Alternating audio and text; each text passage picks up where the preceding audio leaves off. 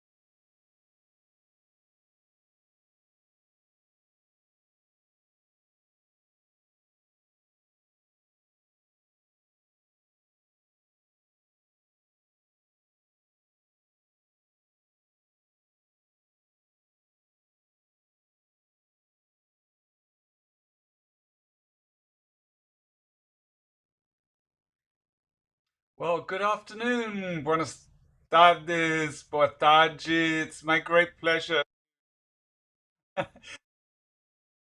I can still hear translation on my channel, so I will. If Luke, if you can, um, wow. So I'm not going to say very much because I'm sorry we've had a few technical problems before we started, but this is the end or of the beginning, I'm not sure, of it's the end of 3 years and the beginning of 3 weeks of debates and discussions about Indigenous research methods. This is a journey that was launched by the Economic and Social Sciences Research Council, the Arts and Humanities Research Council in the United Kingdom, because the research councils wanted to understand with Indigenous and non-Indigenous researchers whether there is something we can describe as Indigenous research methods and what they bring to the study of some of the world's most important challenges at the moment. So what are the ways in which we're going to live together in the future, and how can Indigenous research methods find new answers to those big questions? You'll find details of the 3 weeks of activities, the first of 5 webinars. And you'll find all the details on the website of People's Palace Project. So please join us. Remember that these debates are going to be available for a long time afterwards. So it's not just what happens in this webinar today or in the other webinars. You can pick them up. You can look at them again in the future. But those of you who are with us live, please send your chats, send your comments, your questions, put them in the chat facility in the YouTube link, and we'll be passing them on to the different speakers. I'm not going to introduce the speakers. We have a wonderful chair for today's session.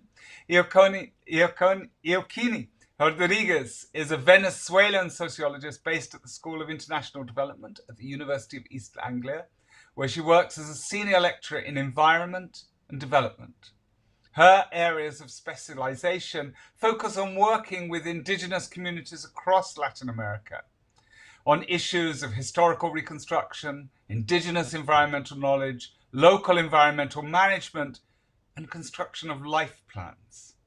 She's been a facilitator of many intracultural dialogues, so she has the patience to be with us this evening to work via Zoom. So, Iokiñe, thank you so much for being with us, and I hand over to you to mediate this debate. We have representatives from Colombia, Brazil, Ecuador, Peru, and I know it's going to be a great occasion. So thank you.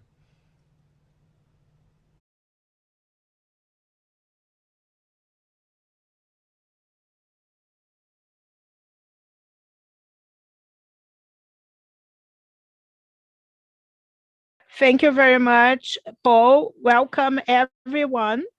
This webinar, which is the beginning of this series of all this research of indigenous colonies and the fight for the environmental and weather changing.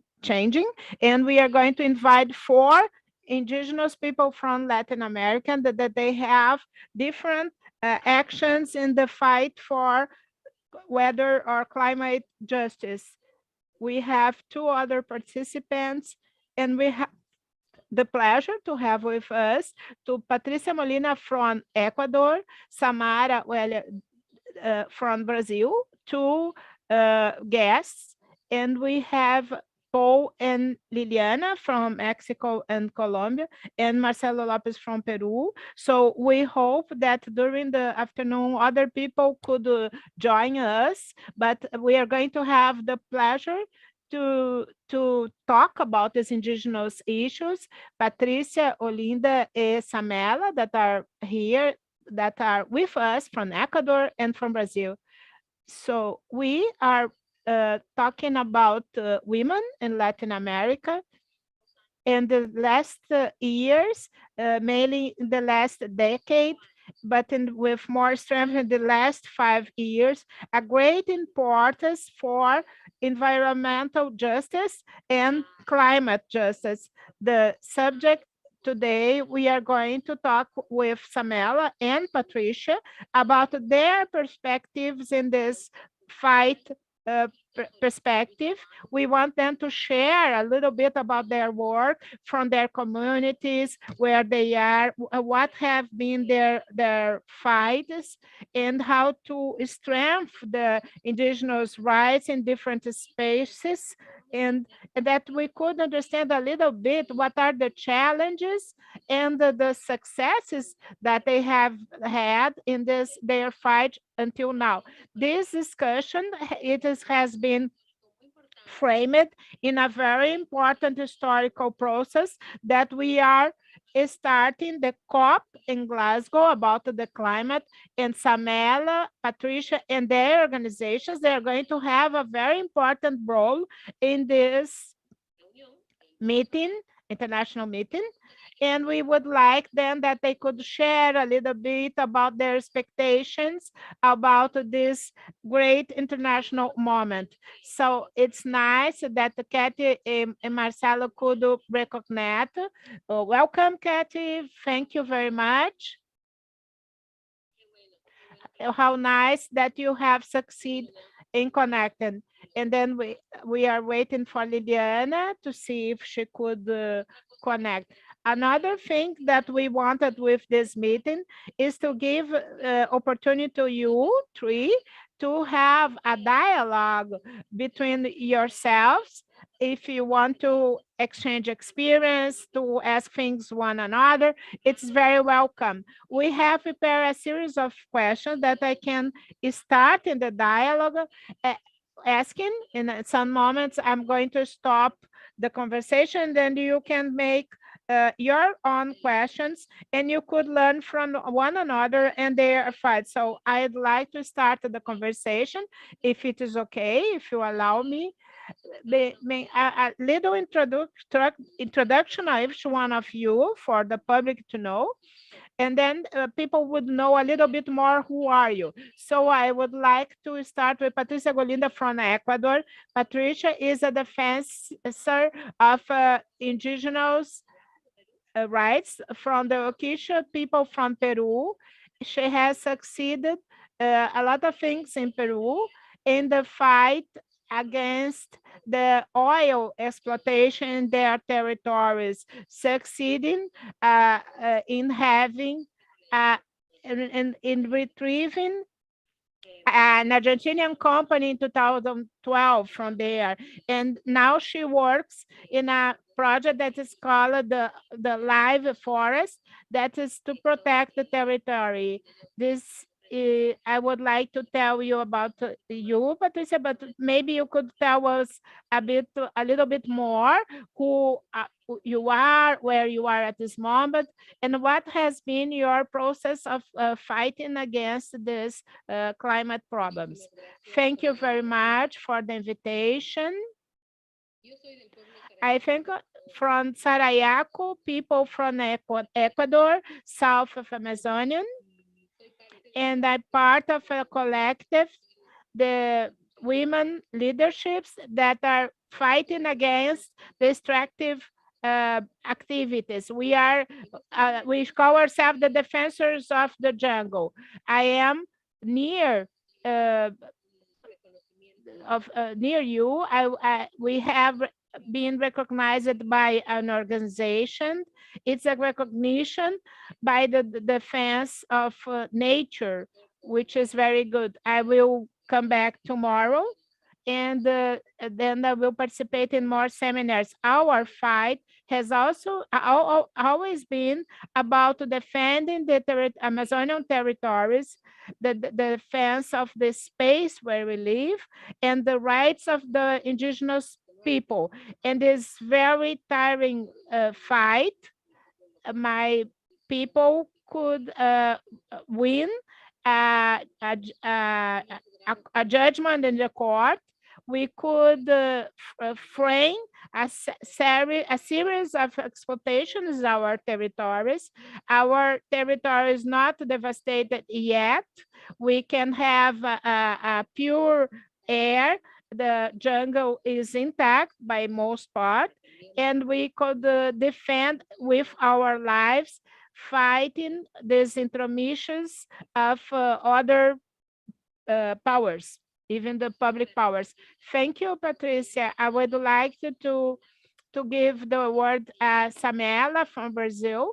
She's also a fighter for climate justice in Brazil, and she's characterized to be an influencer. She works with Instagram and other medias to succeed in having recognition, and she is having the voice of the indigenous young people. So Samela could talk us a little bit, what is your role in our climate justice?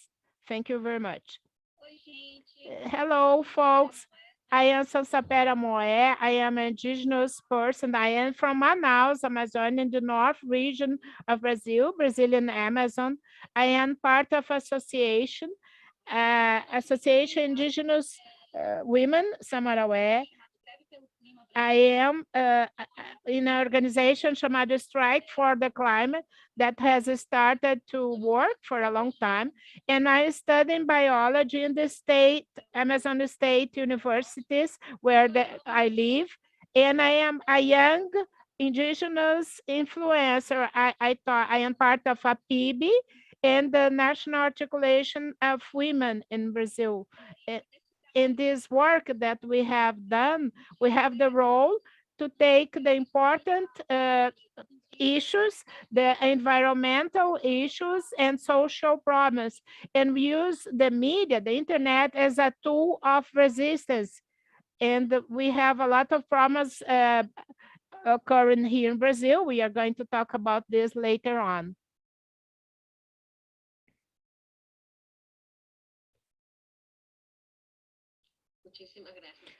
Thank you, Samela. I would like to give the word to Liliana from Peru. She works in an organization called Lamia. She's the president, and she could talk us what is her role in the fight for climate justice. So, good. Good afternoon. I would like to talk about our companions in Brazil. My name is Suela Lopes. I am the national coordinator of women. in the central part of my country, we work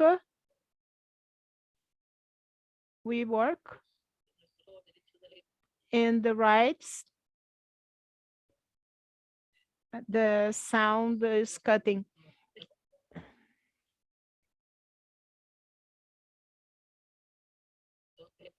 Sorry, there was an interruption, the sound.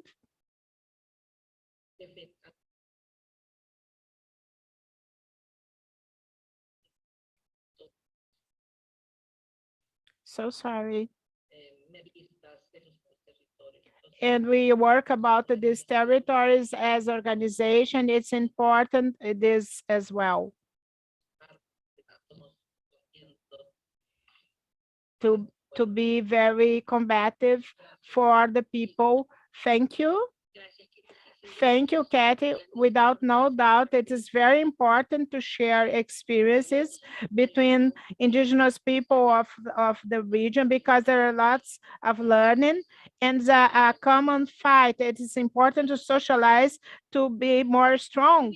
So thank you everyone for our presentations and introductions. I would like to start the conversation about the work that you do, knowing a little bit about why do you think that is so,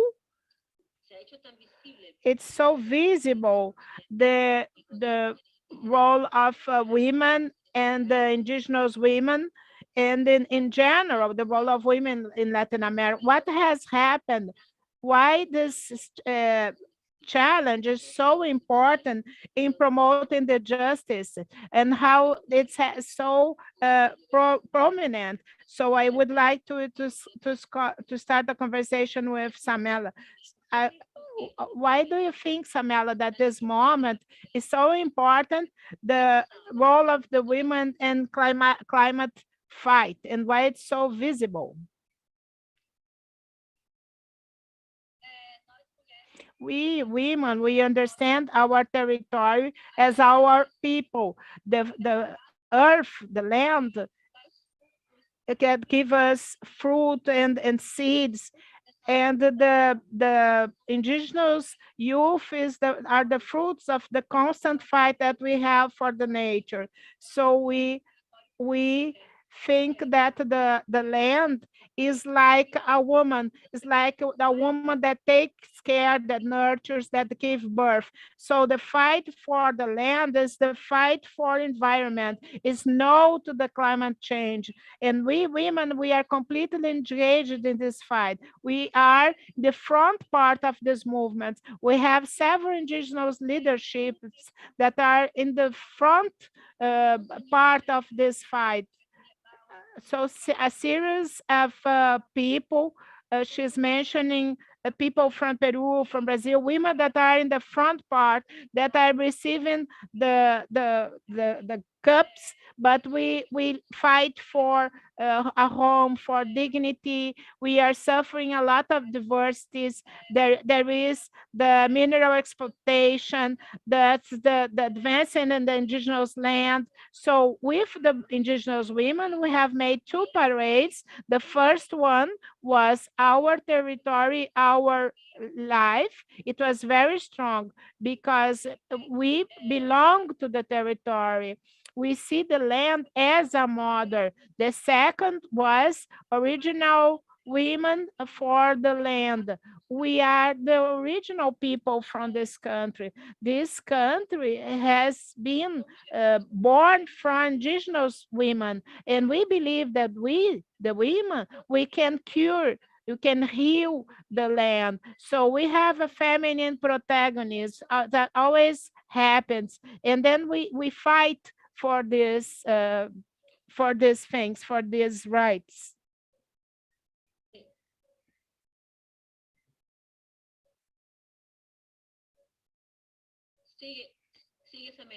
Samela, could you follow?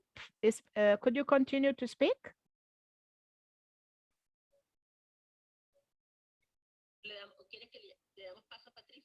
Or it's time for Patricia to talk?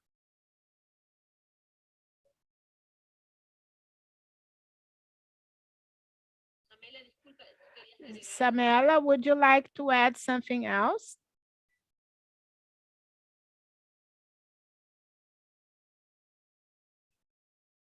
Perfecto. Entonces, sí, Patricia,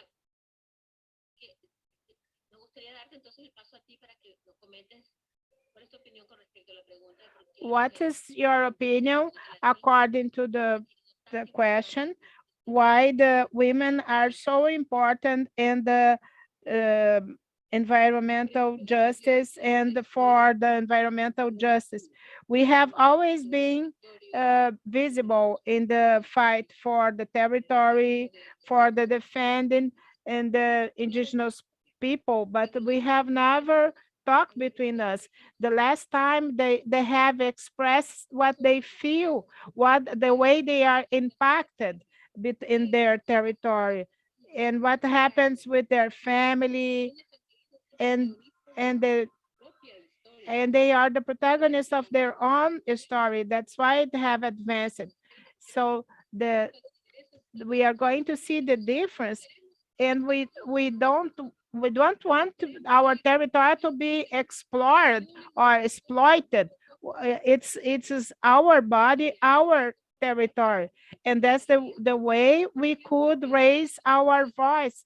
So it's no to the oil exploitation, because we are in contact with the land, and then we have this sensibility to feel the most deep thing, all the danger that brings the destruction of indigenous and Amazonian territory.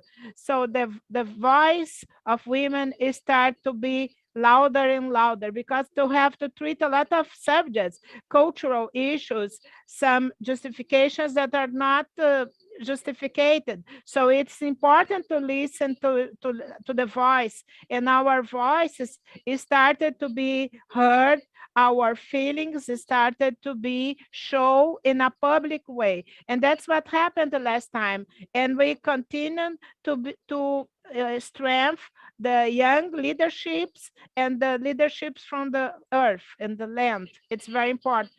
Thank you very much, Patricia. Ketty, we wanted to continue with you. I know that I am reading a little bit of your life experience with the indigenous rights in Peru. And the challenge was the overcome the challenge that Patricia was mentioning. Internally, could you comment for the people that don't know very well about it, what are the process of internal fights, not on what are the subjects that the indigenous people have to advance? What is your experience? What are the biggest challenges, internal challenges that you face? The right to be visible. Could you listen? Yes. Yes, can you listen to me? I will share with Patricia was telling us that we have fights. We have always been there and visible. What are the challenges that we as women, we face to be able to show up, to be visible? It starts in our homes, in our communities. Sometimes when a sister wants to have a position in the community, the position starts at home. So it's an issue of time, and it's very difficult to be the chief of your community and to see how we are going, how to balance these roles in order to strengthen these capacities that we sometimes when we have to go to meetings with our children. I always compare that one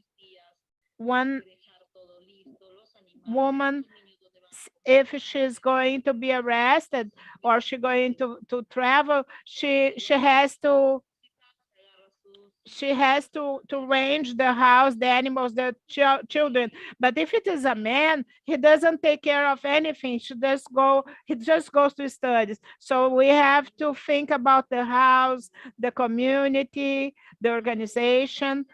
So we should have our voices listened when we have some position in territorial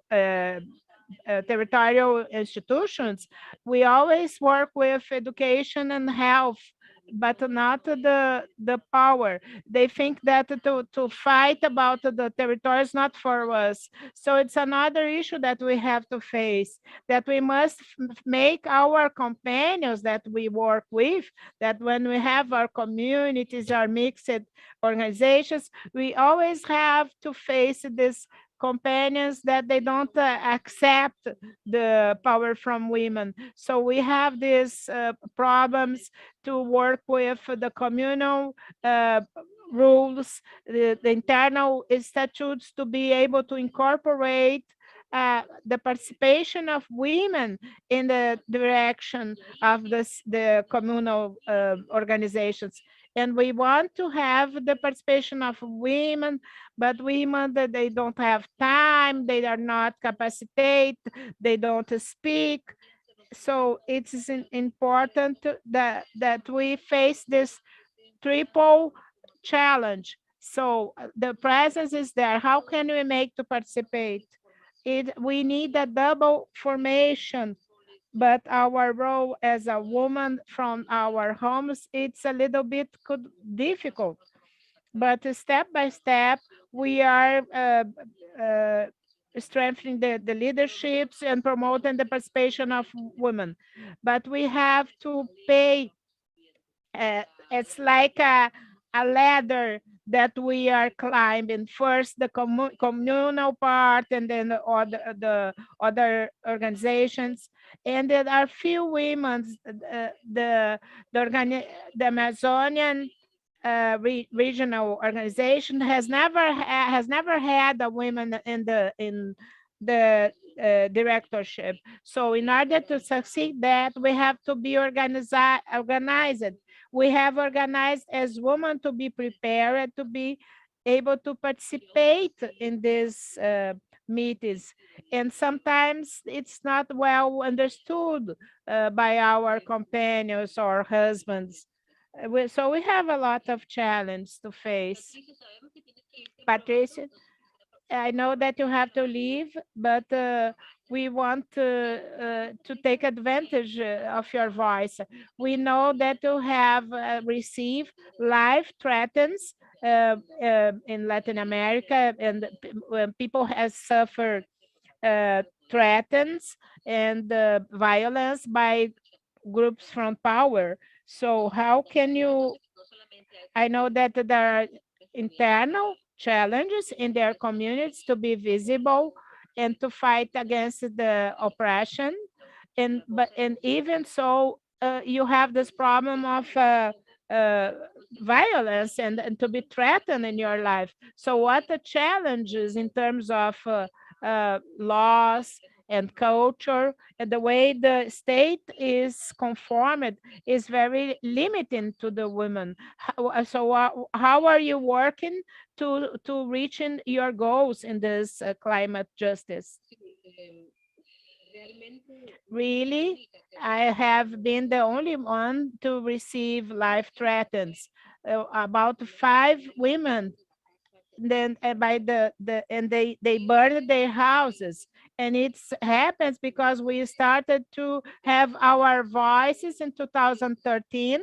We started to denounce that we women who have been victims of new concessions of petroleum and oil, and then we were working in public. So we have a lot of sabotage and violence, and then there was no argumentation with within the state.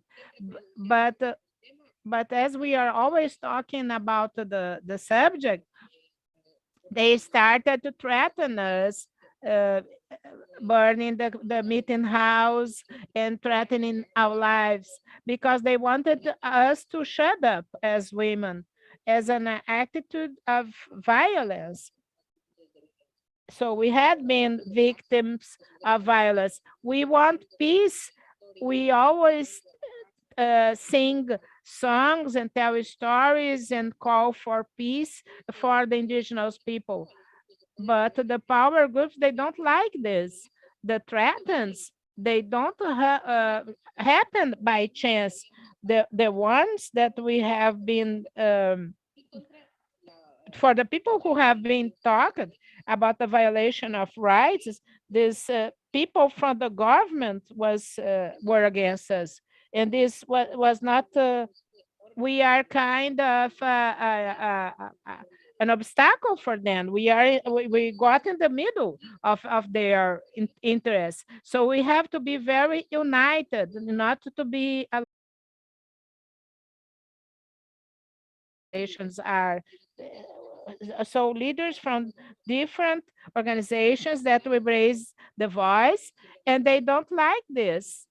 They don't like the traditional organizations, and they don't want to know what is missing.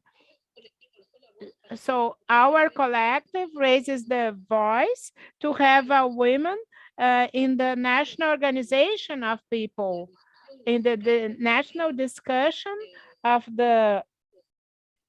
in the organizations was not sufficient because the prize Consuelo was not meant for us. And even if we find it was difficult, the structure inside our organization is very difficult.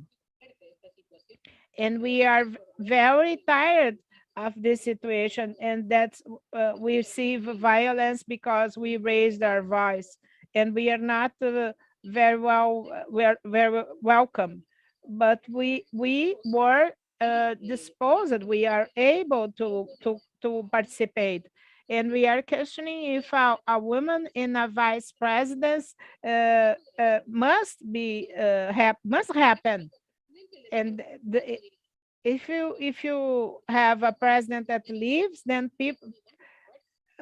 people gives the power to other people. So we need another image, and we needed to have strength and to deal with our capacities. So we have this on fights, but we have a fight which is much more stronger, which is to defend our land that is very very wanted for the factories and the wood companies, the forest companies, and so on.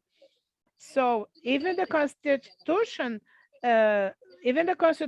is not respected. These laws were passed with a lot of efforts, and now they are not being respected.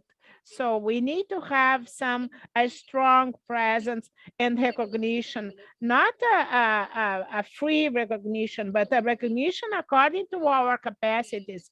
So we are very serious, and we are very radical when we say no. We are not negotiating. We are not going to surrender, and it's not good for them. That doesn't please them. When the land is related, it's a no to exploitation, no to invasion. That's our way of fighting. And then we have received threats. They try to minimize us, or they try to shut us down. And then the young women started to feel that. And this is a work that we have started to do, and we are continuing to do. Now I have a question for Samela as a young indigenous. What are the challenges for the indigenous youth in Brazil and Latin America in general to be more strong? What are the situation of the youth at this moment to be able to participate in this process?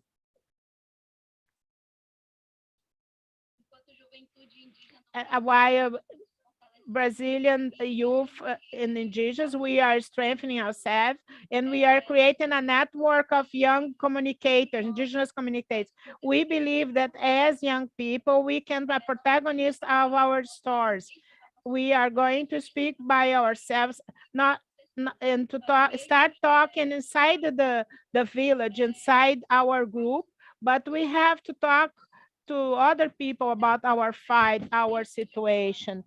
People have already started to have conversation with us. And with the social media, we have the opportunity to tell people what is happening in our village, what we are suffering, what is the importance of environment in our community, how the climate change is affecting us. So it's very important to have the young people this, because we belong to the fight. I always see older leaderships, the caciques, the older people fighting against bad things, trying to have a space. But now we are trying to occupy these spaces with our experiences. Even if we are young, we have a lot to contribute. And the social media, it reaches very distant places. People from outside Brazil, they already know what is going on inside our territory, what is going on inside Brazil, all the political issues, the resistance, the rights. People outside, they already know, because we are investing in social media, and people can know actually what is going on with us, with all our 305 people that they speak 274 different languages. So all the diversity is being communicated in the social media. Young people that they post the videos, the pictures, the stories.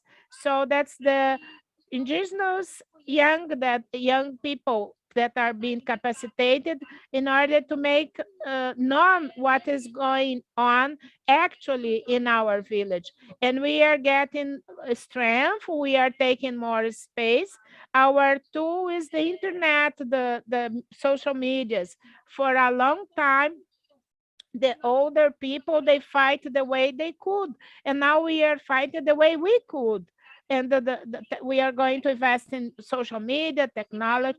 That's our resistance. We are not losing our identity, our culture, our language, and we are showing things to break stereotype, paradigms, and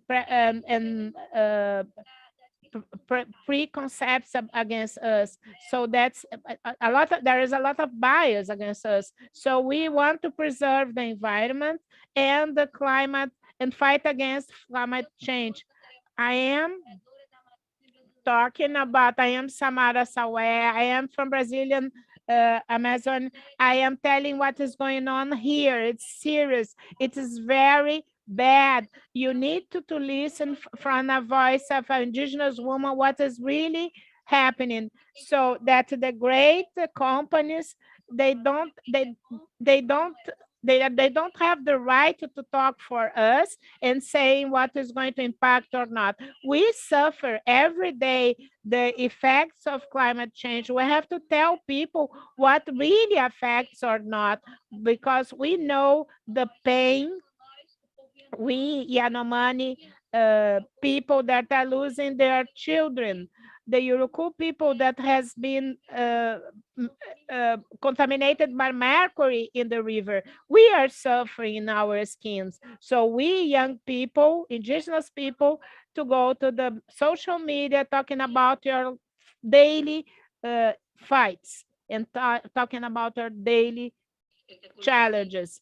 It's spectacular, wonderful to hear from you the way the young people are using technology to do their stories. I would like to ask Patricia before she leaves, and after Ketty. The way we feel that Samela is sharing with us the strategies that they are using, it is working, and it is giving his strength to continue fighting.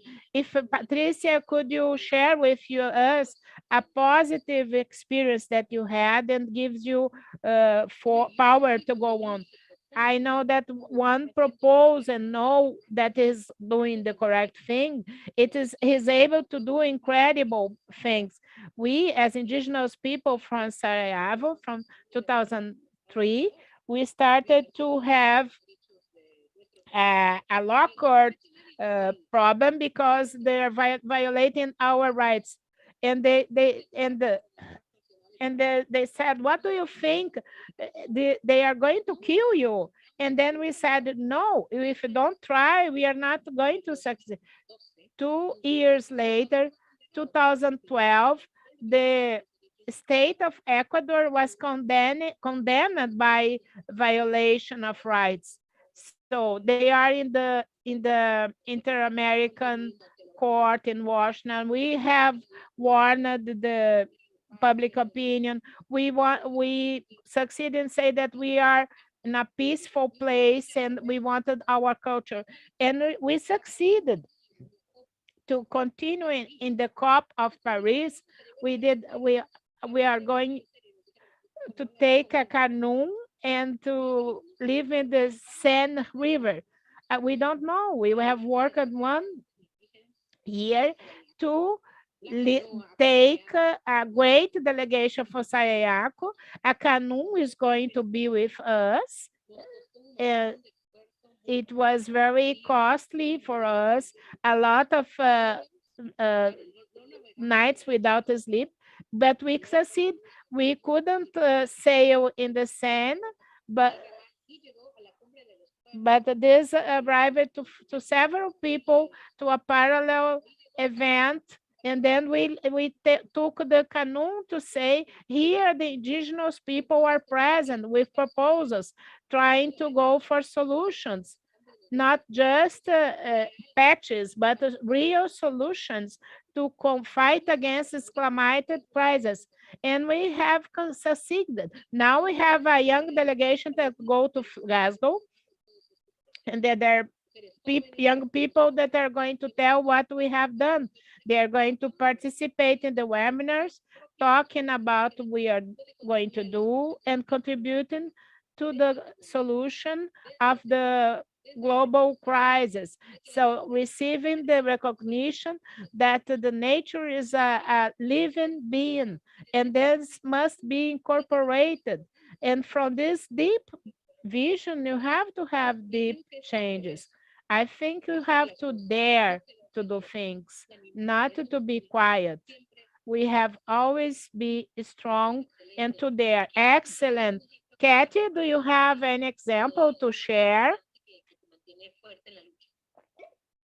of important success that keep you strong in the fight? From Peru?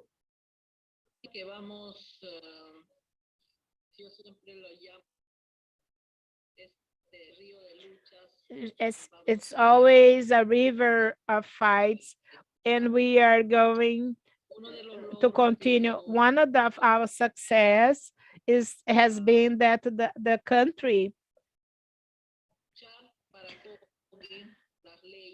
to change the laws of our territory. We have to talk with the parliamentary people from the different parties, and the union of people has been very important for the national leaders. And we could talk each politician to each politician, and then to avoid that they pass a law against nature. And we could change a legislative decree, but it was not something that they were sympathized to our agenda. But this proposal came from the legislation, and it received a lot of support. It is one of the things that in the Amazonia, it has happened since 2009. We have been there for the Amazonian fights with our organizations. So it's a day-by-day fight. to change the laws from the states, to change the laws according to nature. We have to be very attentive because we should talk with politicians and change their mindset. So these are things that we are trying to do. We know that in Latin America, they have done some successes in being recognized in the demarcation of the land and the legal marks to have legal recognition to the territory. So there was a change in legislation. So if there are big things that we should be very happy and successes that gave us optimism, we know that there's still a lot of problems. Patricia, you said that we have to participate all the global conversations to the indigenous needs, and if it has worked. Could you share a little bit what you have done? I would like to talk with you before you go, and after Samela and the other are going to comment to us. What means climate justice? Is it a concept that is going to generate some kind of resistance by the indigenous communities? How is this issue of climate justice? I think that when the indigenous they talk about that, they understand. For people who are here, they know that this term is very well recognized as seen the inequalities and the political decisions that affect the indigenous territories. Maybe it's not our term, maybe something that we have listened from the external, and we try to understand that this was the way to fight against inequalities. But obviously, the terms are not the important thing. The important thing is to have a climate change that affects the indigenous people and affects everyone, and we have serious consequences as floods and dryness and the lack of balance that we have in the last years. So for us, it's a crisis that it must be taken in account inside the global decisions. And we are very concerned about this discussion of the climate justice or climate change. If the governments continue to think about business and they don't take the adequate decisions, and the indigenous people, they have always been there warning about the consequence that could happen when you have a lack of balance in the natural system, and they're not taking this into account. And this is important that they continue to talk and continue to defend the territory and executing the kind of vision that we want to build. You are commenting that one of the great concerns in your collective that you work is precisely the issue of the climate change that we are living on. How can you match with the climate justice? Is it enough, or there are other issues that are not being taken into consideration? How do you see that?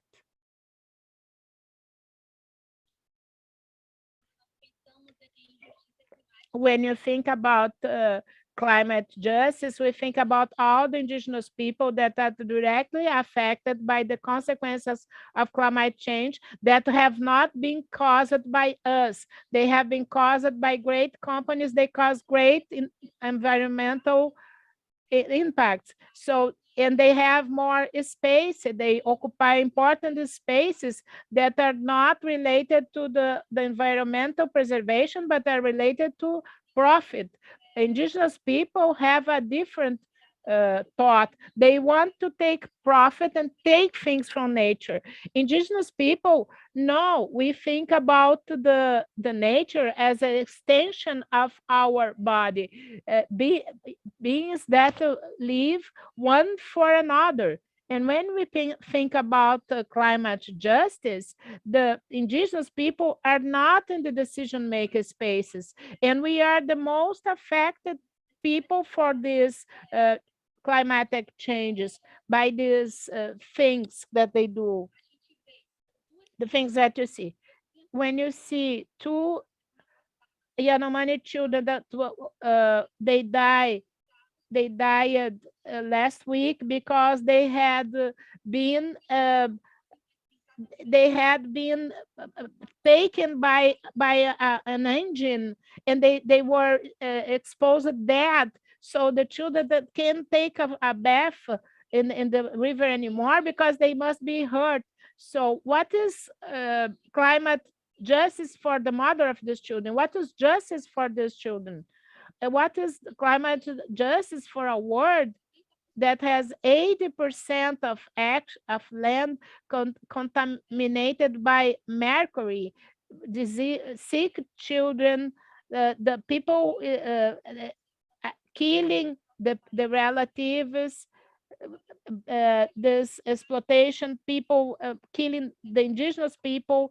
They have been threatening people on a daily basis. They can't have an active voice, and they can't participate in important spaces of decision. But great companies and big people, they have interest, and they are heard, and they don't take into consideration our culture, our diversity. They don't take into consideration that we are people with different language, and that we have the rights and the rights and the duty to keep our culture, our rituals, our land without being what we are, and to be there. So David Copenau says that we, the Yanomami, they hold the sky to prevent falling over our heads. The indigenous people in general, that they fight by their territory, that they fight by their identity, they are holding the sky to prevent falling on the head of everybody. It's not just for us. What happens to the territory, it is going to happen other places, in other parts of the world, but they are just going to be concerned when their sky will be black, when they have hurricanes, floods, tsunamis, acid rains, and then nobody understands what is going on with the environment. Then they are going to be concerned. Then they are going to remember what indigenous people have thought and spoke about. We are talking about, we are warning. So in this moment now, there is no justice. There is no climate justice for us. Not now. Ketty, would you like to add something about this concept of climate justice?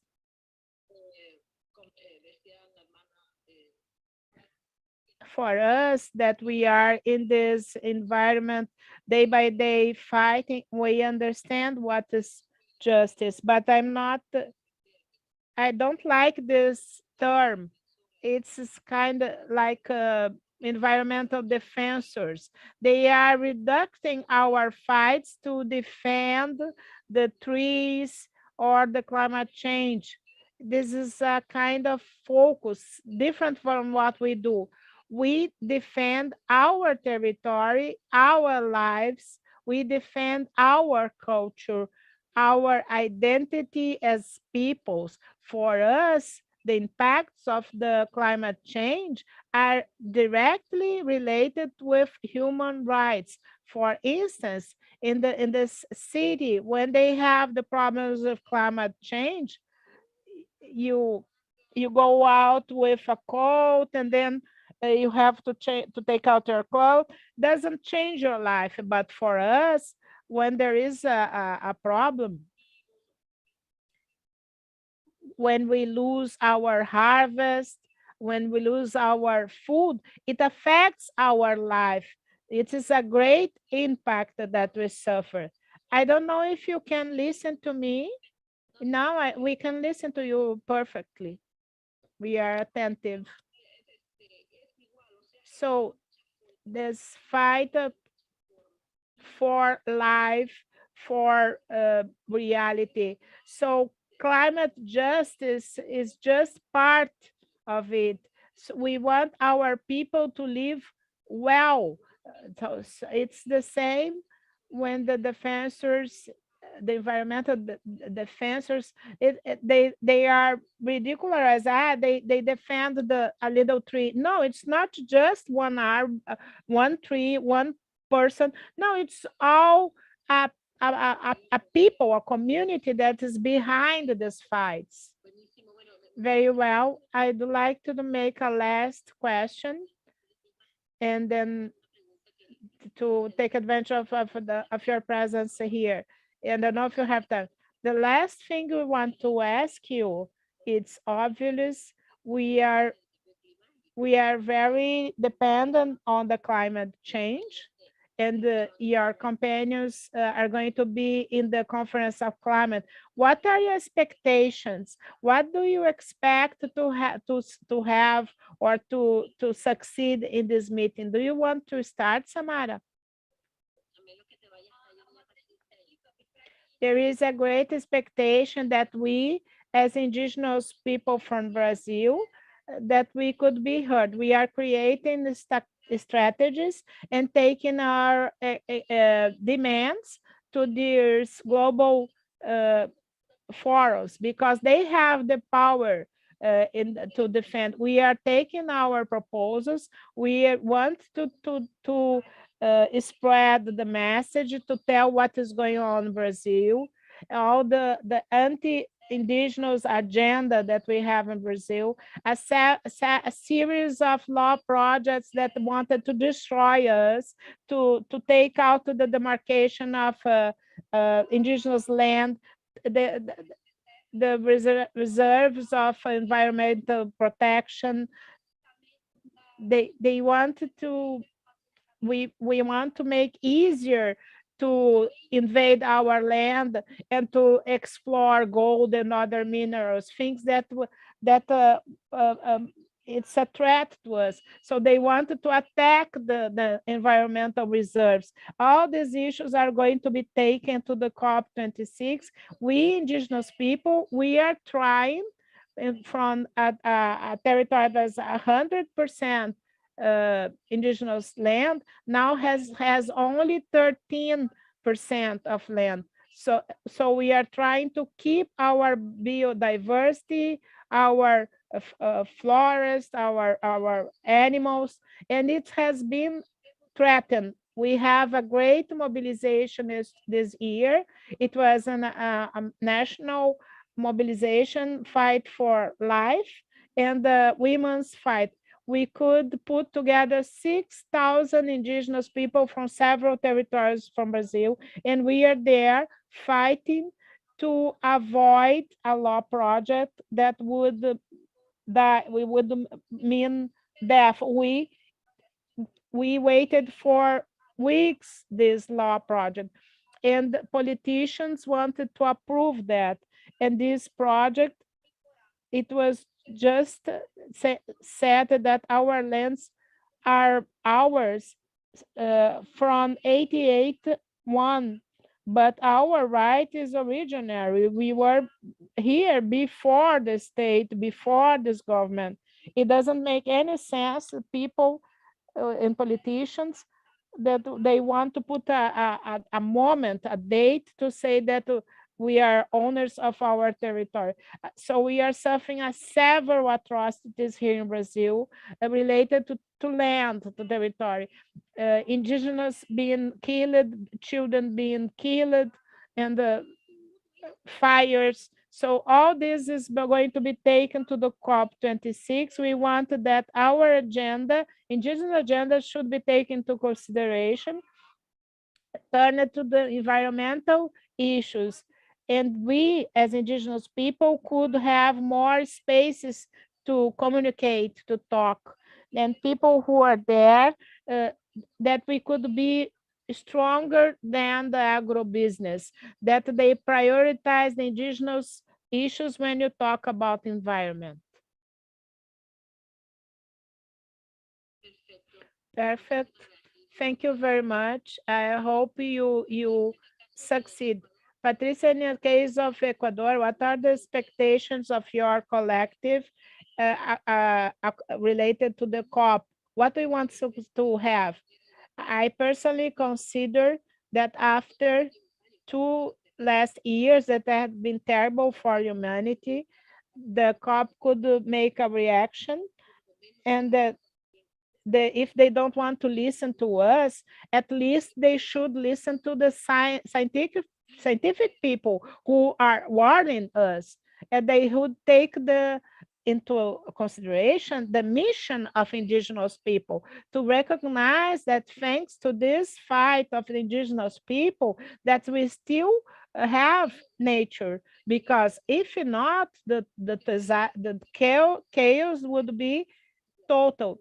Countries that have been affected by floods, like Australia and Germany, could pressure other countries to take the adequate decisions, because when they arrived there, instead of thinking of real solutions, they started to think about how to negotiate things. So at least with all the emergence, the pandemics, the floods, the fires, and the total instability, do we think that they should think that's the life of everyone, not only the indigenous people? They are not making a favor to us. They must think that they are doing a favor to themselves, to their sons and future generations, to take the adequate decisions. And then we are going to be there with our proposals, our informations, and our fight. Thank you, Patricia. Peru, what is the expectation related to the COP? Well, it's one more COP, one more conference of the climate, but it's a conference among the moment where the mother nature has shown us that are things that nature could recover in few months' time. And we waited these reflections because we are having 26 years of meetings about the climate. Sometimes they advance, sometimes the big countries, they don't take consciousness, because we have been locked down in our houses and apartments for 6 months and for one year, and then don't destroy the planet again. So we must be strong. So our mother nature is important. We hope that the countries should have consciousness, at least after the pandemics, that they could. I had the opportunity to participate in several countries, and why China has retrieved from negotiations, United States as well, and things don't advance. So we have to have our people. We have our own events. We are going to see what the agreements they are doing, but in the end, we want them to consider the nature as that the countries think about that they understand the paradigms that our time, that things that we indigenous are proposing. And we hope that pandemics have made people to reflect, and we ourselves to respect Mother Nature, and not just one more treaty or discourse or other agreement. It must be in a space that they must realize what they are doing according to the climate.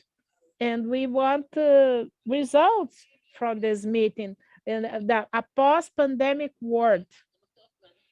We have lots of expectations, and we hope that this leadership could serve to change something in the world. So we are reaching our final moments. And Patricia stayed with us a little bit more. I would like to give the opportunity to you. You didn't meet before. Maybe you are going to have the opportunity to connect between yourselves and other groups. If you have any comment or question that you would like to perform, I would like that you could do now in this opportunity.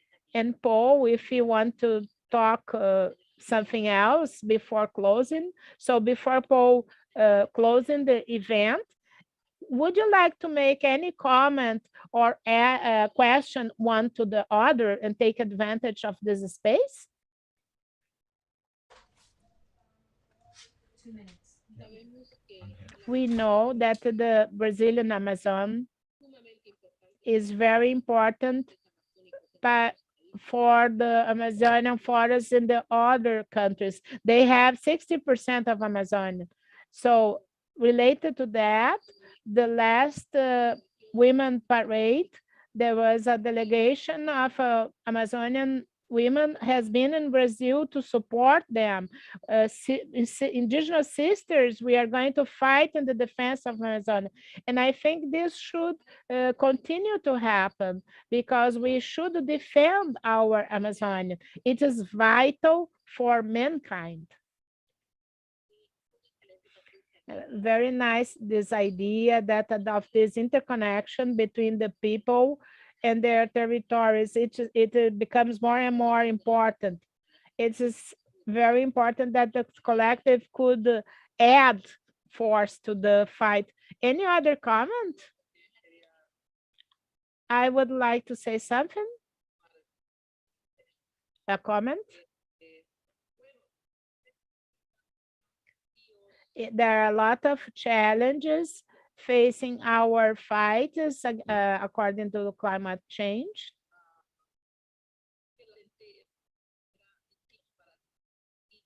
And the paradigms that we have.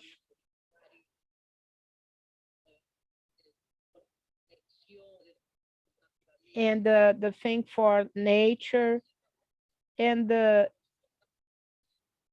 we are not so far away.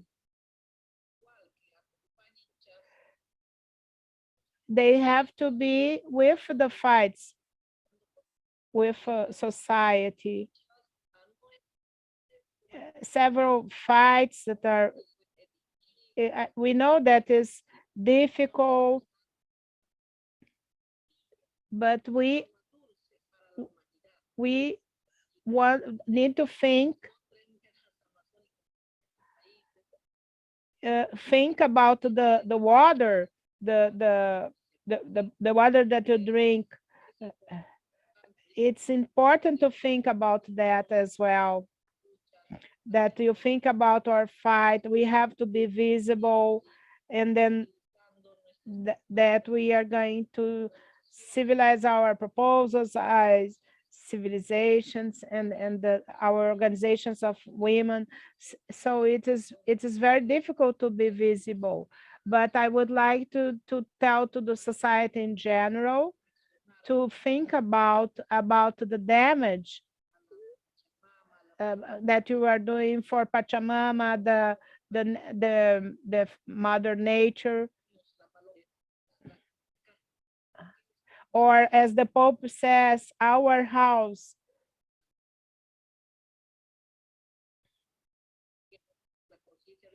And they must be conscious in the governments.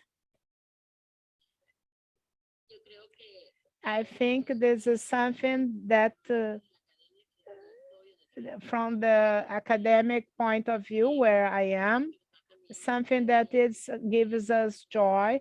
There is a commitment from the universities and the academy that truly link these things.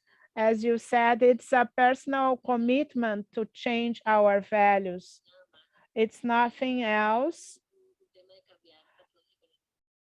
we must change the economic patterns in relation to mankind. I think we should have a commitment, not just in our work, but to the indigenous communities, and it must be in our daily life. I think we should do that. Samela, what do you want to talk? What do you want to share with your companions? I would like to thank you for the opportunity to be here with great women, as we have already talked with different countries, and we women which are the defense of the earth.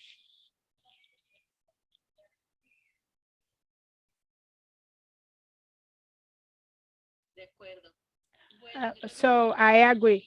I think Patricia should go. Thank you very much to be with us.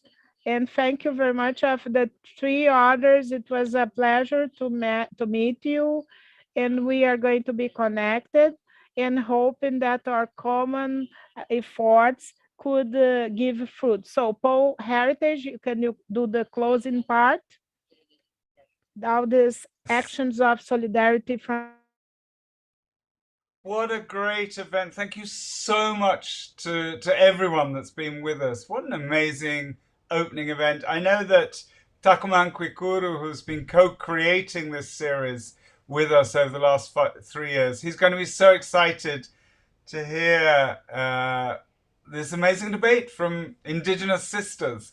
That's a great phrase to have learned today. I'm amazed that such joy, such beauty can come from a debate that's about such trauma, such tragedy, such enormous threat we all face. And you are a lesson to us all in the way in which you can travel through all those different ideas and emotions and the strength that you show to join us in the academy, as Iokiñe has just been saying, to build those bridges with us. So thank you. And so much there to take forward to COP26, to reflect and to respect. That was a beautiful phrase that I heard today. And I thought the debate really showed how we can reflect and respect, and how we must learn together about these ways of living together. So thank you. Thank you for everyone that's been part of it. Particularly like to thank our translators, without whom, of course, this would not be possible. And to thank in particular from the People's Palace Projects team, Eula and Alexandra, because this has been an amazing achievement in intercultural dialogue. And it is just the start of our series of 5 webinars. So we hope you can be with us again as we travel through these debates, these ideas, these worlds that are being shared with us. Thank you to everyone.